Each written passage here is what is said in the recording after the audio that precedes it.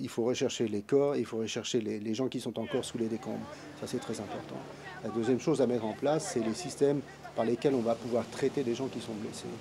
Donc traiter les gens qui sont blessés de façon correcte et éviter les infections. Ce sont des techniques qui sont un petit peu particulières. La troisième chose qu'il va falloir faire très rapidement, c'est faire la liste de toutes les infections possibles et des épidémies qui peuvent apparaître. Le choléra peut revenir, la malaria peut être là. Et ensuite, il y a aussi tous les patients qui, théoriquement, ont besoin d'un traitement, sinon ils risquent d'être encore plus malades ou mourir. Je parle des diabétiques, je parle des hypertendus, je parle des gens qui vivent avec le sida et qui ont besoin d'un traitement qui ne soit pas interrompu.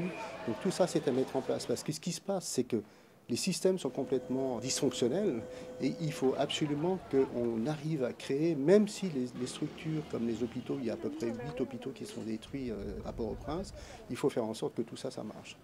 Et ça marche non seulement parce qu'on a des structures, mais parce qu'on a du staff, parce qu'on a des médicaments, et parce que les équipements ne sont pas sous les décombres, etc.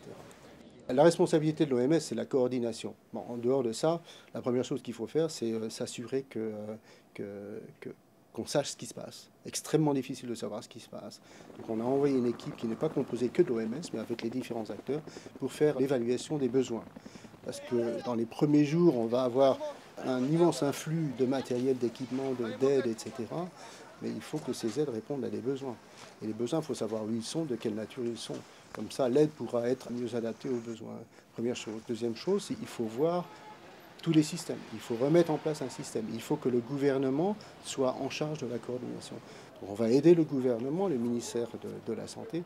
Il va y avoir un influx énorme d'ONG et d'aides bilatérales qu'il va falloir coordonner. Il va falloir mettre un petit peu d'ordre là-dedans. Si on ne le fait pas, ça va être un chaos.